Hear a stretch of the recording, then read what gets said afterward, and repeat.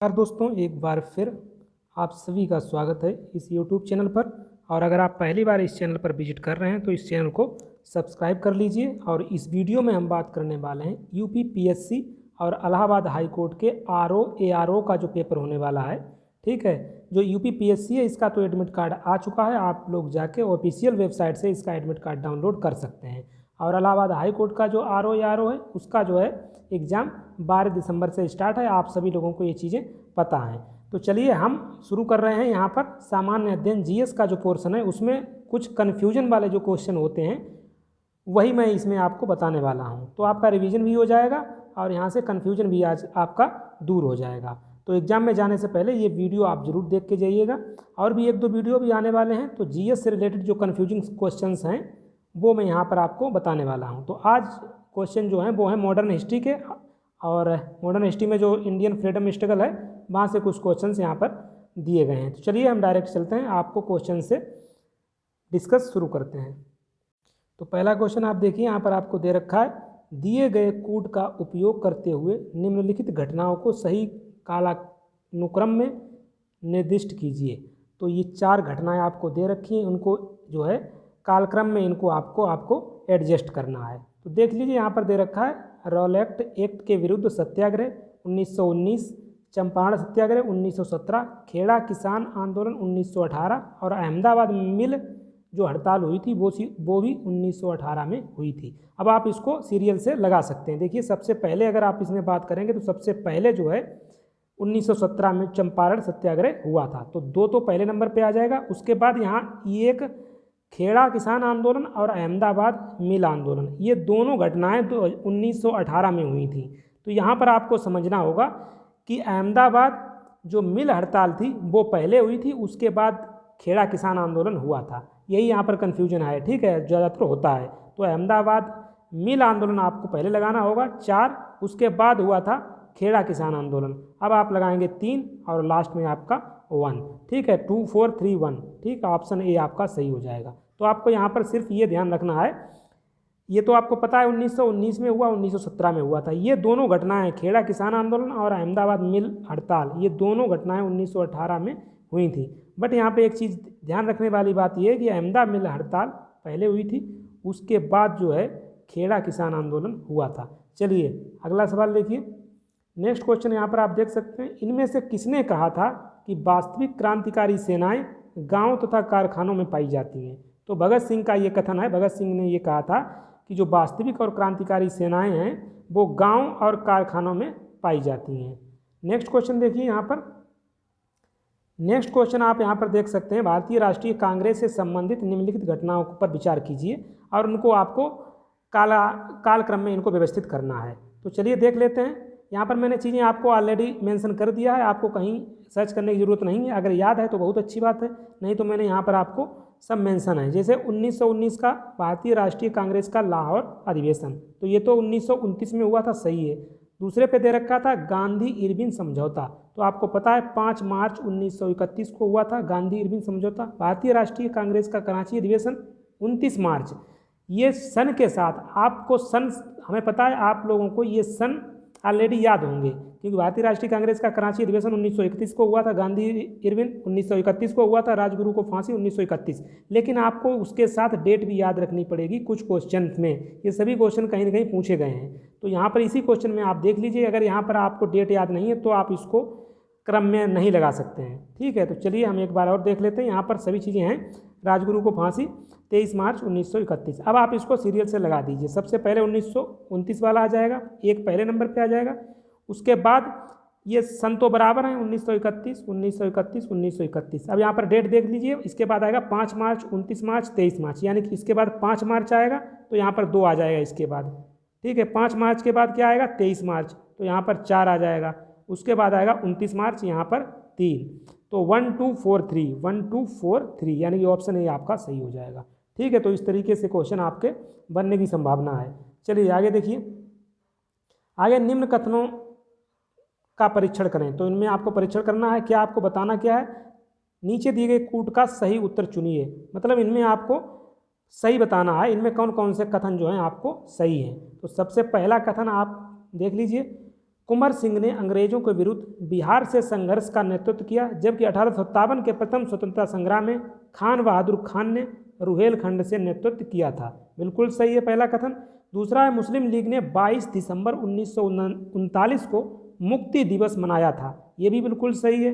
Next कथन देखिए यहाँ पर, तात्या तोपे ने नाना साहब की सहायता हेतु कानपुर में फौजों का नेतृत्व संभाला एवं जीनत महल ने फैजाबाद में इसकी कमान संभाली, तो ये भी बिल्कुल सही है। तो अभी तक जो 3 कथन हैं बिल्कुल सही थे। चौथा आप कथन पढ़िए, गदर पार्टी सरदार भगत सिंह द्वारा स्थापित की गई थी, तो ये बिल्कुल गलत हो जाएगा। गदर पार्टी लाला हरदयाल के द्वारा स्थापित की गई थी, आप सभी लोगों को पता होगा, तो यही आपका गलत हो जाएगा। 1 2 3 ये आपका सही हो जाएगा। 3 आपके यहाँ पर कथन सही है। अगला देखिए, यहाँ पर बोला गया है निम्नलिखित में से किसने रविंद्रनाथ टैगोर को महान प्रहरी कहा था? तो महात्मा गांधी ने कहा था रविंद्रनाथ टैगोर को महान प्रहरी। आगे देखिए, आगे यहाँ पर निम्नलिखित घटनाओं में कौन सी घटना कालक्रम के अनुसार तीसरे स्थान पर आती है? समझ रहे हैं ना, तीसरे स्थान पर आपको यहाँ पर बताना है कौन सी आएगी। अगर आपको ये चीज़ें पता हैं और आपको पता होंगी, सन तो आपको पता ही होगा कौन सन में कौन सी घटना घटित हुई है। चंपारण आपको पता है 1917 में, असहयोग 1920 में, ठीक है। इसको बाद में स्थगित कर दिया गया था 5 फरवरी 1922 को चौरी चौरा घटना के बाद। आगे देखिए, भारत छोड़ो आंदोलन 1942 और दांडी मार्च 1930। अब बस इसको आप लगा दीजिए। यहाँ पर बोला गया है कौन सी घटना कालक्रम के अनुसार तीसरे स्थान पर आएगी, तो पहले पर चंपारण हो जाएगा 1917, उसके बाद दूसरे नंबर पर असहयोग आंदोलन हो जाएगा 1920, उसके बाद तीसरे नंबर पर दांडी मार्च 1930। तो तीसरे नंबर पर यही आ जाएगा दांडी मार्च, आपका ऑप्शन डी सही हो जाएगा। और चौथे लास्ट तो 1942 में भारत छोड़ो आंदोलन। चलिए आगे देखिए, आगे यहाँ पर आपसे पूछा गया निम्नलिखित कथनों में कौन सा कथन सही नहीं है? तो महात्मा गांधी की आत्मकथा मूल रूप से गुजराती भाषा में लिखी गई थी, बिल्कुल सही बात है। सैंडलर आयोग जो है वो शिक्षा से जुड़ा है, सही है।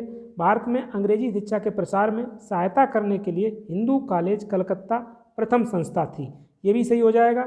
अगला बोला गया लाला लाजपत राय भारतीय राष्ट्रीय कांग्रेस के अध्यक्ष कभी नहीं चुने गए, तो ये आपका गलत हो जाएगा, ठीक है। तो यहाँ पर लाला लाजपत राय बोल रहा है भारतीय राष्ट्रीय कांग्रेस के कभी अध्यक्ष नहीं चुने गए, जबकि आपको पता होगा जो 1920 का जो विशेष अधिवेशन हुआ था कांग्रेस का, कहाँ पर हुआ था? कलकत्ता में, ठीक है। 1920 का जो विशेष अधिवेशन कांग्रेस का हुआ था कलकत्ता में, उसकी अध्यक्षता लाला लाजपत राय ने ही की थी, तो यही इसीलिए ये गलत हो जाएगा। यहाँ बोल रहा है कभी नहीं की थी, बिल्कुल की थी, 1920 के विशेष अधिवेशन की। चलिए आगे देखिए, अगला यहाँ पर आप क्वेश्चन देखिए, यहाँ पर बोला गया है आपसे निम्नलिखित घटनाओं पर विचार कीजिए और उनको आपको कालक्रम में लगाना है। गांधी इरविन समझौता, भगत सिंह की फांसी, भारतीय राष्ट्रीय कांग्रेस का कराची अधिवेशन, द्वितीय गोलमेज सम्मेलन।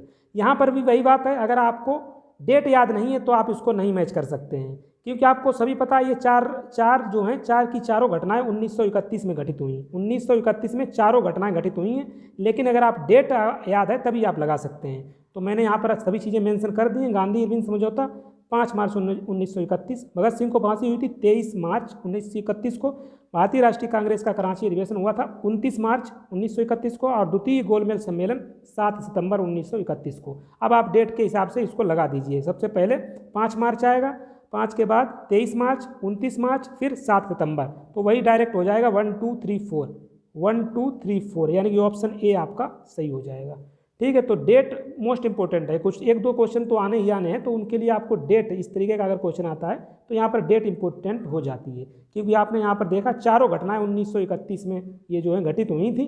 अगर यहाँ पर डेट नहीं याद होती तो इसको लगाना थोड़ा मुश्किल हो जाता।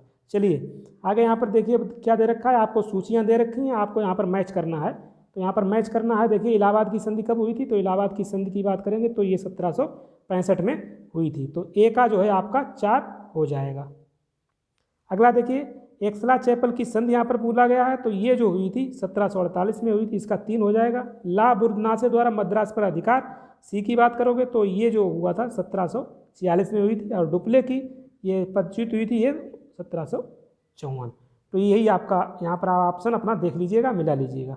चलिए आगे यहाँ पर दे रखे हैं लेखक और पुस्तक के शीर्षक, कौन से लेखक के द्वारा ये पुस्तक किससे रिलेटेड है? जैसे बी.डी. सावरकर की काफ़ी फेमस है, सभी को पता होगा, the Indian war of independence, ये इसका हो जाएगा। R.C. मजूमदार की आप लोगों को पता होगी, द सिपाही mutiny and the revolt of 1857, ठीक है, तो ये R.C. मजूमदार की है। S.B. चौधरी की बात करें, द ग्रेट रिबेलियन ये एस बी चौधरी की है, और अशोक मेहता की है civil rebellion in the Indian mutinies. ठीक है, तो ये कुछ बुक हैं, उनसे रिलेटेड लेखक हैं। आगे देखिए, आगे यहाँ पर देखिए क्वेश्चन में क्या पूछा गया है। भारत में अंग्रेजों के समय में प्रथम जनगणना हुई। तो अंग्रेजों के समय में जो प्रथम जनगणना हुई थी वो लॉर्ड मेयो के काल में हुई थी। मोस्ट इंपोर्टेंट है 1872 में। ठीक है, 1872 में प्रथम जनगणना हुई थी। लेकिन अगर आपसे पूछा जाए विधिवत जनगणना की शुरुआत कब से हुई, तो वो 1881 में हुई लॉर्ड रिपन के काल से। ठीक है, लॉर्ड रिपन के काल से। और ये 2011 की जो जनगणना है वो लगातार पूछी जाए तो ये 15वीं जनगणना होगी, लेकिन स्वतंत्र भारत की ये 7वीं जनगणना है। चलिए आगे देखिए, आगे भी यहाँ पर कालक्रम में लगाना है। अकबर के शासनकाल की निम्नलिखित घटनाओं को तिथि के क्रमानुसार आपको लगाना है। तो जजिया कर की समाप्ति 1564, इबादत खाना की निर्माण 1575, मजहर पर हस्ताक्षर किए थे 1579 में, और दीन इलाही की स्थापना 1582 में। अब अगर आपको ये चीज़ें पता हैं तो आप आसानी से इनको क्रम में लगा सकते हैं। चलिए आगे देखिए, आगे यहाँ पर कुछ युद्ध दिए गए हैं। जैसे चंदावर का युद्ध हुआ था 1194 में, तैमूर का आक्रमण 1398 में, तालीकोटा का 1565 में, और घाघरा का युद्ध हुआ था 1529 में। तो ये कुछ युद्ध थे, ये तो सिंपल सा था, आपने मैच कर लिया होगा। चलिए आगे देखिए, यहाँ पर आगे नेक्स्ट क्वेश्चन यहाँ पर दे रखा है आंग्ल मैसूर युद्ध से रिलेटेड। यहाँ पर मैंने सभी चीज़ें यहाँ पर मेंशन कर दी गई हैं। यहाँ पर कौन एक सुमेलित है, यहाँ पर एक आपको छांटना है कौन सा सही सुमेलित है। प्रथम आंग्ल मैसूर युद्ध की बात करोगे तो ये 1767 से 1769 के बीच शुरू हुआ था। इसमें बोला गया हैदर अली पराजित हुआ था, तो ये आपका गलत हो जाएगा, क्योंकि इसमें हैदर अली पराजित नहीं, इसमें हैदर अली की विजय हुई थी। और इस युद्ध की समाप्ति किस संधि के द्वारा हुई, तो मद्रास की संधि के द्वारा। यहाँ पर मैं बहुत सी चीज़ें आपको बताने वाला हूँ, ध्यान से सुनिएगा। प्रथम आंग्ल मैसूर युद्ध कब हुआ था, 1767 से 69 के बीच। इसमें हैदर अली की विजय हुई थी, और इसकी समाप्ति किस संधि के द्वारा हुई, तो यहाँ पर मद्रास की संधि मैंने लिख रखा है। तो मद्रास की संधि के द्वारा प्रथम आंग्ल मैसूर युद्ध की समाप्ति होती है। द्वितीय आंग्ल मैसूर युद्ध की बात करोगे तो 1780 से 84 के बीच में ये हुआ था। द्वितीय आंग्ल मैसूर युद्ध हैदर अली ने अंग्रेजों को पराजित किया था। इसमें जो है ये भी गलत हो जाएगा, इसमें ये हार गया था। और इस युद्ध की समाप्ति किस संधि के द्वारा हुई थी, मंगलौर की संधि के द्वारा। आपको ध्यान रखना है, पहले युद्ध की समाप्ति हुई थी मद्रास की संधि के द्वारा, दूसरा हुआ था मंगलौर की संधि के द्वारा। ठीक है, तृतीय देखिए, तृतीय आंग्ल मैसूर युद्ध की बात करेंगे तो 1790 से 92 के बीच ये हुआ था। इसमें टीपू सुल्तान युद्ध जीता और अपना भूभाग अंग्रेजों को नहीं दिया, तो ये भी आपका गलत हो जाएगा। और अगर पूछा जाए यहाँ पर तृतीय आंग्ल मैसूर युद्ध किस संधि के द्वारा समाप्त हुआ था, श्रीरंगपट्टनम की संधि के द्वारा ये युद्ध समाप्त हुआ था, तृतीय। तो तीनों आपको ध्यान रखने हैं, प्रथम आंग्ल मैसूर युद्ध मद्रास की संधि, द्वितीय आंग्ल मैसूर युद्ध मंगलेर की संधि, तृतीय आंग्ल मैसूर युद्ध श्रीरंगपट्टनम की संधि के द्वारा ये युद्ध समाप्त हुए थे। और चौथा जो आंग्ल मैसूर युद्ध हुआ था 1799 में, इसमें जो है टीपू सुल्तान की मृत्यु हो गई थी। यहाँ पर दे रखा है टीपू पराजित किया गया और युद्ध के मध्य दिवंगत हुआ, तो यही आपका बिल्कुल सही ऑप्शन हो जाएगा। ठीक है, तो इसमें टीपू सुल्तान की मृत्यु हो गई थी। तो यहाँ पर मैंने सभी चीज़ें आपको बता दी हैं। चलिए आगे देखिए, आगे बोला गया निम्नलिखित बंगाल के गवर्नर जनरलों में से कौन सा एक तृतीय आंग्ल मैसूर युद्ध से संबंध है। तो यहाँ पर मैंने जो आंग्ल मैसूर युद्ध बताए हैं अभी इससे पहले वाले इससे पहले वाले क्वेश्चन में सभी आपको बता दिए हैं, और किस संधि के द्वारा हुए, मद्रास की संधि, मंगलौर की संधि, ठीक है, श्रीरंगपट्टनम की संधि। अब एक चीज़ और देख लीजिए, जो उस समय जो गवर्नर जनरल थे वो कौन से थे। तो यहाँ पर आपसे पूछा गया इस क्वेश्चन में तृतीय आंग्ल मैसूर के दौरान गवर्नर जनरल कौन था, तो यहाँ तो आंसर आपका हो जाएगा लॉर्ड कॉर्नवालिस। इसी प्रकार आपसे पूछा जाएगा द्वितीय आंग्ल मैसूर युद्ध के समय कौन सा था, गवर्नर जनरल वारेन हेस्टिंग्स, और चतुर्थ में बेलेजली, तो ये भी आपको याद रखना है। चलिए आगे देखिए, अगला बोला गया तृतीय आंग्ल मराठा युद्ध। तो यहाँ पर आंग्ल मराठा युद्ध की बात की गई। तृतीय आंग्ल मराठा युद्ध की बात करें तो ये जो है 1817 से 19 के बीच में हुआ था। ये इससे रिलेटेड है, लॉर्ड हेस्टिंग्स आपको ध्यान रखना है। चलिए आगे बढ़ते हैं। आगे यहाँ पर राज्य दिया रखा है और यहाँ पर संस्थापक दे रखा है, हैदराबाद चिनकलीज खां। ठीक है, यहाँ पर बोला गया कौन सा सुमेलित नहीं है, तो ये तो बिल्कुल सही है। अवध बुरहान उल मुल्क बिल्कुल सही है। बंगाल से मुर्शीद कुली खां सही है। रोहिलखंड सादत खां, तो ये गलत हो जाएगा। सादत खां तो अवध से रिलेटेड थे। ठीक है, यहाँ पर सादत खां मेंशन है, तो सादत खां यहाँ पर नहीं होगा, यहाँ पर होना चाहिए वीर दाऊद या अली मोहम्मद। ठीक है, ये दो रोहिलखंड से रिलेटेड होने चाहिए, तो यही आपका गलत हो जाएगा। आगे बढ़ते हैं। आगे देखिए, यहाँ पर दे रखा है विलय का सिद्धांत के तहत निम्नलिखित राज्यों के विलय पर विचार कीजिए और उन्हें क्रमानुसार आपको व्यवस्थित करना है।